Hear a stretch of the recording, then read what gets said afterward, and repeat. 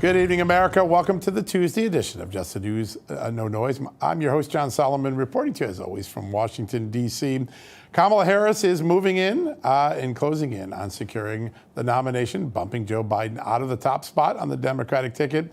And now people are beginning to focus on what sort of record she has as a political leader. Overnight, Just the News had a very important story. People around the country talking about it today.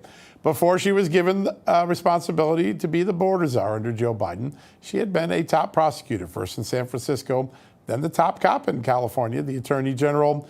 In those roles, according to our reporting, she was strongly criticized for failing to deal with prosecutorial misconduct. Things like false testimony, perjured testimony, evidence that had been tainted, Brady materials not being given to defendants when it was exculpatory information. And by the way, the criticism wasn't just in news articles.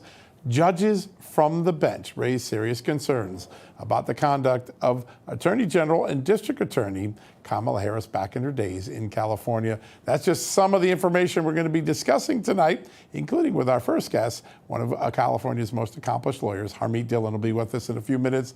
But first, as we always do at this point in the show, let me turn to my amazing co-host, Amanda Head. She has many other headlines today, including a very important resignation, Amanda.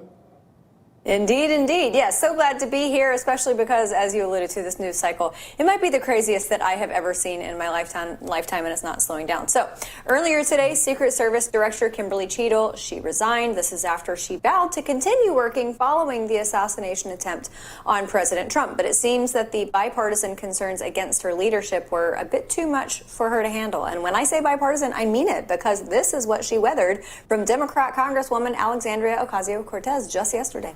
The individual used an AR-15 in order to act out his assassination attempt. An AR-15 has a range of about 400 to 600 yards. My question is, why does the Secret Service perimeter, why is the Secret Service protective perimeter shorter than one of the most popular semi-automatic weapons in the United States? There are a number of weapons out there with a number of ranges. Again, an advance was completed. She has a point, and Cheadle had zero good answers for anyone who asked anything, as it seems the left and the right are actually united on this issue, at least. Now, President Biden also announced earlier today that he would be addressing the nation tomorrow night at 8 p.m. Eastern. His X account said that he will address the nation from the Oval Office on what lies ahead and how I will finish the job for the American people. And the president was also seen today traveling back to Washington, D.C., and he was asked about the decision to drop out of the presidential race. Take a look. Why did you drop out, Mr. President? Why did you drop out of the election? Was it a difficult decision to make?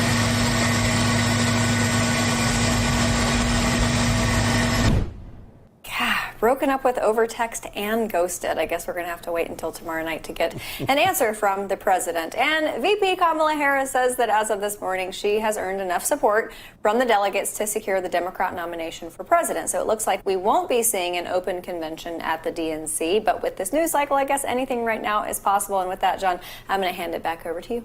Yeah, in fact, some of the things that have happened just in the last hour, Amanda, Congressman Andy Ogles from the state of Tennessee has introduced impeachment articles against Kamala Harris, saying she did not do her job as vice president to secure the border. And earlier, one of the top-ranking House Republicans introduced a resolution to condemn Kamala Harris's work as the border czar, Joe Biden's border czar.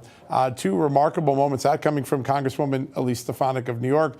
We're only 24 hours in this, and already there's impeachment and repudiation articles already in the Congress. I can only imagine what the next few weeks are going to bring. It's going to be quite some time. All right. Well, one thing we do know, our first guest knows a lot about the law and also a lot about Kamala Harris's record when she was back in California before she was Joe Biden's understudy. Joining us right now, a Trump campaign legal surrogate and one of the best lawyers in California, anywhere in the country, quite frankly, Harmeet Dillon. Harmeet, great to have you on the show. Thanks for having me. All right, so she's escaped a lot of scrutiny, Kamala Harris has, the last 4 years. Mostly Joe Biden gets most of it. Now her record as a prosecutor, as a public official, going back to California, fair game and center stage. What do you think Americans are going to learn about Kamala Harris as a leader? Well, one thing that people need to know is she started her career in politics by knifing her boss in the back by running against him. And, you know, it's kind of very interesting echoes of what's happening right now. And she ran on a tough on crime platform. And then I did a Wall Street Journal piece about this in 2019 when she was selected as the running mate, and covered how she's basically reversed herself on just about every single issue she's ever taken, from drugs to, you know, prostitution to, you know, criminal incarceration, overcarceration, things like that. So she's turned from a tough on crime prosecutor who, to rack up points on the scoreboard, put parents in prison for truancy, prosecuted low-level drug possession. She went to the opposite extreme with her support for BLM, with her support for a bail fund to bail out some of the nation's worst rapists, criminals, murderers, drug dealers. And so what people need to know about Kamala Harris is she is devoid of any core organizing principles. She has no worldview. Her worldview is, what can I say to get me more power and get ahead in life? And that is how she's gotten to where she is today. And I think that's, you know, I'd much rather have a principled liberal like Bernie Sanders, who you can predict how they're going to go on every issue and you can talk about that. Kamala Harris is not that. She will say and do whatever is necessary to get ahead. And that is not what we need in a leader of this country right now. Absolutely not. And quite honestly, maybe that's why she has been ushered into this position, because of her chameleon-like tendencies and policies. And I have to wonder, with all of this flipping back and forth, you know, she was never popular in California. Her tough on crime policies were never popular in California. We all remember the debates back in 2020. She was one of the first to drop out of the DNC primary. Have we forgotten? Tulsi Gabbard actually absolutely took her out and rapidly summarized her terrible legacy in words. But I can tell you, as a lawyer who's gone up against her on a prominent civil rights case involving religious liberty in California, where I represented the plaintiff, for 4 years she defended the state's refusal to observe religious liberty under Title VII, and then finally caved in when I got national pressure from a panoply of conservative to liberal civil rights groups to join me, and then she backed down. That's just one of many examples. She's presided over death penalty cases in her office, you know, or murder cases in her office that have resulted in travesties and miscarriages of justice. She has run roughshod over the Constitution. She's initiated the prosecution in her office, which is still ongoing 7+ years later, of pro-life journalist David Daleiden, who uncovered a massive scandal of fetal part trafficking in the United States. And he's the first journalist in California history to ever be prosecuted under California's wiretapping law. And she was personally involved in that decision. Of Planned Parenthood and National Abortion Federation, these are major donors to the Democrats. And so that gives you a clue. She listens to what donors are saying, not what the Constitution teaches. And again, this is a person without any core organizing principles. Let us never forget, whatever cackling, kind, softer face she's trying to portray with her put on, you know, constant laughter. Remember how she treated Brett Kavanaugh in his confirmation hearings. You know, she is absolutely prepared to use that stage to say anything necessary. So I think, much as a lot of conservatives are underestimating her because she is, frankly, a complete academic and intellectual and, frankly, political lightweight, it doesn't matter what she is. Remember that this is a Democratic elite that has managed to elect basement Joe Biden and John Fetterman 1.0. And so we have to be very much alert to the fact that within 36 hours, she, who never won a single primary, won a single electoral college vote, she has sewn up the Democratic nomination. And so I'm concerned about that, and we have to be very focused on convincing the American people and showing them who she truly is. She's not going to show them who she is. We're going to have to show them who she is. Earlier today, I talked to Congressman Byron Donalds, another important surrogate for the Trump campaign. He said he thinks what Donald Trump will do is just stay focused on the issues and let other people like J.D. Vance and Byron Donalds and others define Kamala Harris below that, because what Donald Trump offers in policy solutions is what's really winning with the American people. What do you think of that strategy? I completely agree. And, I was at the RNC convention last week. I represent California at the RNC. I have never seen the party so united. And that's a function of multiple things: the terrible economy, the disaster that Joe Biden has brought to this country, the unity within our party. And President Trump called for that, and at a critical time with having just been shot in the face. That unity is very important, and he needs to use that message to reach out to voters across the aisle and unite this country. So I hope that we stick to the president using elevated rhetoric and appealing to everyone. The attacks can come from the people who know Kamala Harris, the woman, the so-called prosecutor, the ambitious politician who will say and do anything to get ahead. And, if she's the president, the people who will have her ear is whoever's donating the most money to far left causes. She cannot name in interviews a single limitation on abortion that she would agree with. And the rest of the world considers that to be grossly barbaric. But in America, she's happy to say and do that. So conservatives who think, oh, I don't like Trump's rhetoric, I don't like his mean tweets, I don't like, I don't like the platform. What's at stake here is the future of the free world, the future of our country, and her radical left policies cannot be allowed to come into our country and destroy our energy independence, take us back to the dark ages of ninth-month abortions, open up our border. Her job as border czar. She should have been impeached for that years ago. And what she did in California, I think it's hilarious when I saw her speech that she's running on her record of achievement in California. California is a burning dumpster fire, and she bears a lot of blame for that. So everyone in California needs to speak up and say it like it is. Yeah. Indeed. And honestly, remarkably, it's not just Republicans attacking the ticket. You've even got progressives out there who are saying, of all organizations, Black Lives Matter coming out earlier today, not specifically attacking Kamala Harris, but the Democrat process that they identified correctly as basically void of democracy, because not a single Democrat voter in the primaries actually voted for Kamala Harris. So is she going to have a problem with progressives as well? Oh, she has a problem with progressives, but do they have enough sway in the party? What I think is very humorous is that she's gotten ahead through the politics of identity, and she's run, when she's in a room with Indian Americans, she runs on being Indian American, and she discards that identity like a spent skin and moves into a different identity. But young progressives today they have been driven so far to the left that I've seen a lot of outbursts on social media about how can we support Kamala Harris? She's pro-Zionist and she's, pro-Israel, and she's, we need to be Palestine now. And, she hasn't spoken out on those issues. And so it's going to be so interesting because she's had this trajectory to get elected in the first place as a prosecutor. She had to pretend to be in favor of enforcement of our laws. But to get ahead in the party, she's had to take the opposite position. So you have basically the whole panoply of things to attack her on. And the far left is not going to be motivated by Kamala, the prosecutor, the top cop. And even though it's not true, in my opinion, that messaging is not going to be convincing to them. Some of them may stay home. So Republicans need to remember that to win this election, it's going to come down to a few states. And it's going to require us to overwhelm the margin of chicanery, shenanigans, and even outright cheating that the Democrats did in 2020. And that means keep your eyes on the prize, hit the ground running, continue to register voters like Scott Pressler and others are doing in the Republican National Committee and state parties, and do not waver.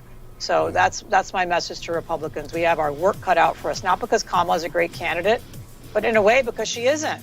Because the Democrats are so confident of winning, they could put up any regime puppet and expect to win the election. Swamping the vote, as President Trump said. That's going to be the key. I know you're doing your part to do that, Harmeet. Great to have you on the show today. Thanks for joining us. All right, folks, we're going to take a quick commercial break. When we come back, we're going to take a look at what the polls are showing about the race between Trump and Harris right after these messages.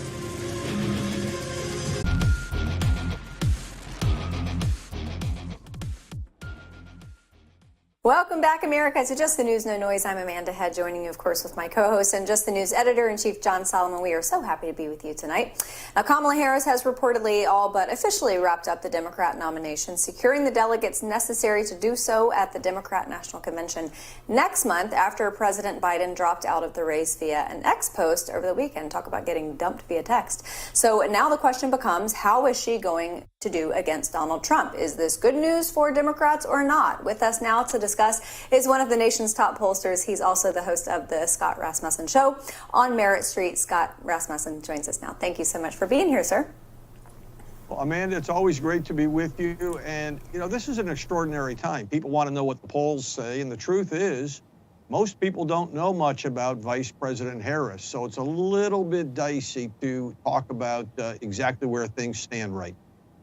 Yeah. I think that's spot on, and that's obviously going to play into the polling because all of the Trump-Biden polling basically down the tubes. So now you've got this new set of polling, but as you said, a lot of people don't really know who she is yet. So when do you think people will know her well enough where the polling is a pretty accurate reflection?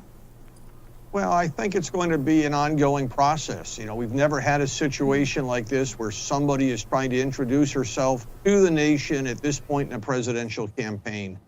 My overall sense is that the race is back to where it was on June 26th, the day before the Biden-Trump debate.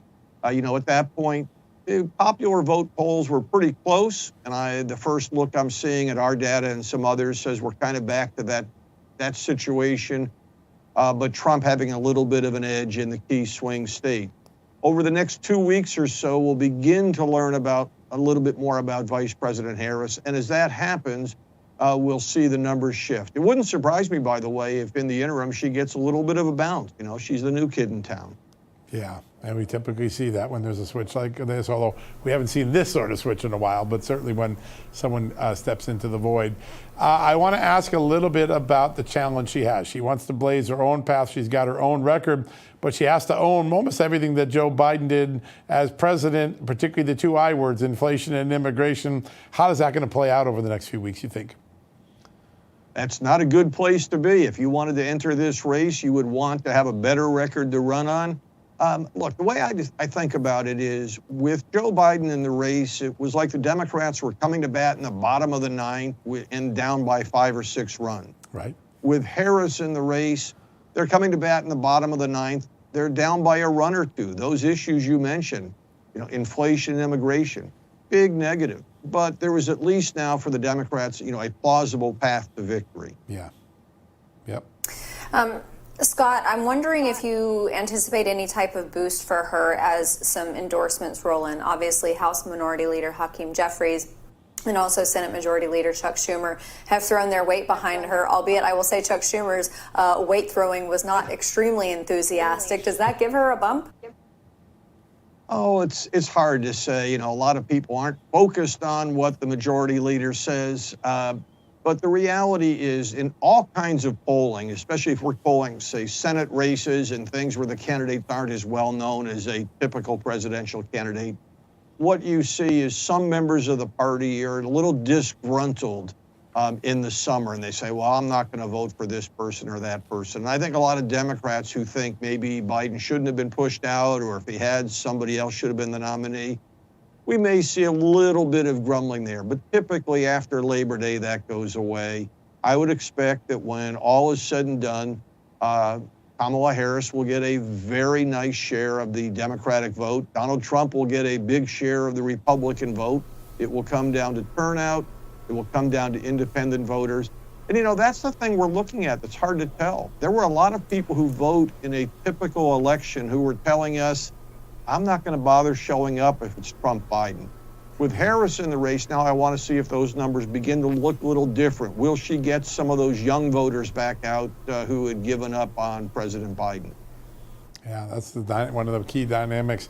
Earlier today, I talked to one of President Trump's surrogates, Byron Donalds, and he said, I think what's going to happen is that Donald Trump's not going to really address Kamala Harris that much. He's going to focus on his policy and his solutions and tying today's ills to tomorrow's solutions and let the attack dogs, people like Byron Donalds or J.D. Vance or others, do a lot of the defining of the vice president as now a presidential candidate. What do you think of that as a strategy?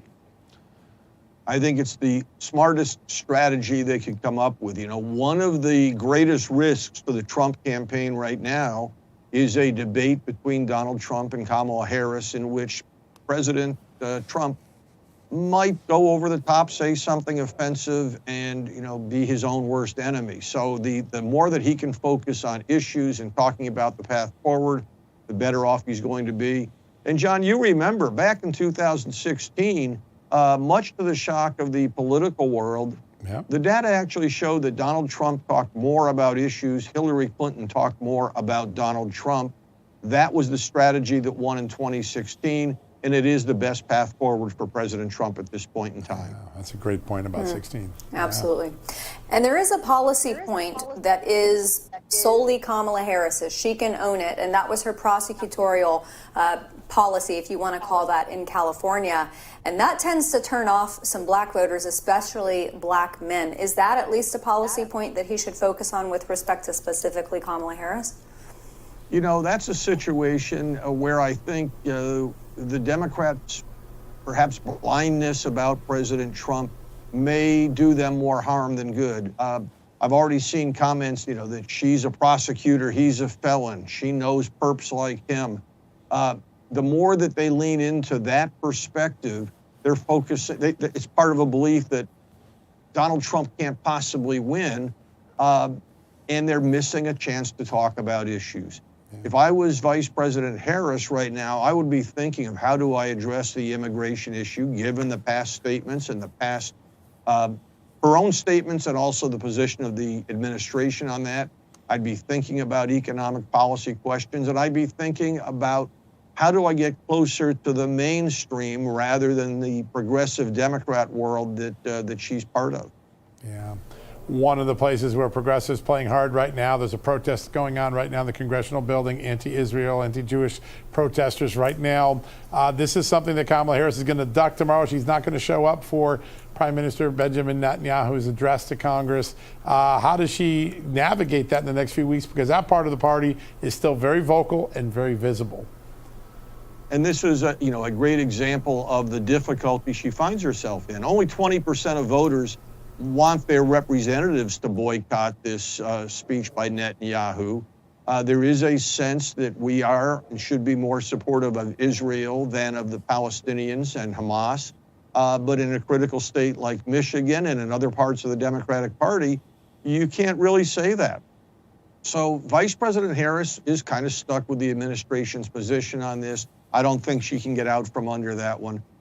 Look, the reality is, if the election were held today, Vice President Harris would likely lose to President Trump. She will have to find ways to come into her own. A lot of Republicans, I think, are over enthusiastic about their chances right now. They think that she's a lousy candidate. They think she's got all these issues that can drag her down. That may be the case. But, you know, going back to the baseball situation I mentioned earlier, sometimes the number 9 hitter hits a walk-off home run. Yeah. Sometimes people in the political world rise to the occasion. I would not underestimate Vice President Harris at this point in time. And I would not count on the same issues that were dragging Joe Biden down, dragging Harris. Yeah, good point. Scott, I want to ask you about the VP factor, because typically the number 2 on the ticket doesn't necessarily sway hearts and minds because the number 1 on the ticket is who people are voting for. But I think for Kamala Harris, this is a unique instance in that I think that might actually have some real influence on people voting for Kamala Harris as president. Your thoughts on that? I agree with everything you said. Usually it doesn't have much of an impact. Usually it's all about the top of the ticket. But usually we've spent a year getting to know the person at the top of the ticket. And usually we're not in a situation where a handful of swing states are going to determine the next president. If we find ourselves in a situation like we were in just before that debate, where a few swing states might decide who becomes president, well, the VP pick becomes very important. You know, if Senator Kelly from Arizona is the VP pick and he can carry Arizona, that's a state a lot of people have expected to be in the Trump camp. So that would shift the electoral college dynamics quite a bit. It's still the person at the top of the ticket that's most important, but in this case, it is a judgment made by somebody who's brand new to most Americans, and it will have some electoral college implications. Yeah, great point. Great point. Scott, we always love having you on here. I love getting your perspective because you give us both sides. You give us the good news and the bad news, and sometimes a little bit of the ugly. So thank you so much for being here. Happy to do that. It's a joy to have you. All right, everybody. Thank you to Scott Rasmussen. And we've got to take a very quick commercial break, but we have plenty of news to break down. Honestly, in the next 30 seconds, there's probably going to be another breaking news story. So we're going to make sure that we hit it. We'll be right back after these messages.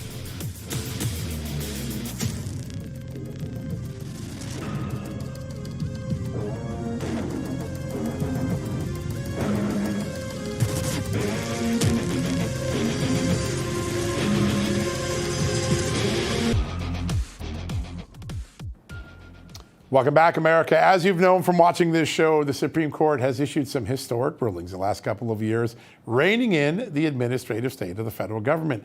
No longer can bureaucrats go out and divine what Congress intended if Congress didn't state in the law what they wanted done. That's a big deal. It began with the ruling, West Virginia versus EPA, about 3 years ago. And this summer, with the reversal of what is known as the Chevron doctrine, bureaucrats have been put on notice. They can no longer write legislation. They can't legislate. They can only administrate. Well, that means Congress has a lot of new tools and opportunities at its disposal to make sure that bureaucrats don't stray. Our next guest is on the front lines of making sure that members of Congress and Congress ensure that future laws are written in a way that Congress's intent is clear and bureaucrats can't play with the game. He is the chairman of the House Administration Committee and a great congressman from the state of Wisconsin, Chairman Brian Style. Mr. Chairman, good to have you on the show. Hey, thanks for having me on again. This is an important thing. The court speaks, but then you jump right into action saying, hey, we got to learn in Congress the best ways to take advantage of these rulings. You've got a couple of hearings coming up, right? Absolutely. We had a great hearing today. The conservative Supreme Court has given Congress a lifeline to reestablish itself in the Article I authority that the founding fathers intended. What we need to do is break down and slow down the administrative state that's running roughshod over our economy. Just in the past 3.5 years, the Biden administration has passed over $1 trillion worth of regulations. The way we do this is we leverage what the Supreme Court has given us to actually pass laws in Congress that are fully written, rather than relying on the administrative state to write the details of these laws. There's over 400 agencies that right now have effectively become mini legislators and enforcers on their own. This is our opportunity to pull it back. We need to think about how we restructure Congress to reestablish we, the people, having the authority over the laws that are being created in the United States. Yeah, so important. If I know anything about Chairman Brian Style, I know that you don't shy away from more or harder work. But let's face it, reining in the administrative state means that Congress has to pass more explicit and specific laws with less ambiguity. So are all of your colleagues on board too? They're going to have to get on board because this is the authority that the founding fathers intended for Congress to have. What we've allowed to occur for far too long. And in fact, we've admittedly seen both parties do this, defer to the executive. And what happens when you get someone like President Biden that comes into office, where Congress is deferred to the executive, you see a horrific bunch of rules that come out to the detriment of the U.S.